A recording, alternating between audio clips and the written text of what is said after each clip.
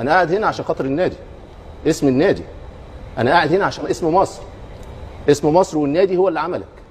انا لو مصر بفضل ربنا سبحانه وتعالى منتخب مصر والنادي الاهلي ما كنتش قعدت هنا، ما كنتش الناس تحبك. فدول كان طريق ان انت توصل لقلوب الناس. وانا الحمد لله قلبي ابيض وما بشيلش حاجه كره لحد. انا بحب الجميع، اللي بيشتم واللي بيمدح. من الاخلاص ان يستوي عندك المدح والذم. وفي الاول وفي الاخير مش هتعلمني احب مصر ازاي، مش هتعلمني احب النادي الاهلي ازاي، مش هتعلمني افيد بلدي ازاي زي ما فادتني. انا ليا طريقتي، ومحدش يزايد على حب العبد لله لمصر ولا للنادي الاهلي. احنا عاوزين بلدنا احسن بلد، عاوزين نادينا احسن نادي، افضل نادي. فللجميع اللي مدح واللي ذم، عفى الله عما سلف. انا مسامح الجميع، وزي ما النبي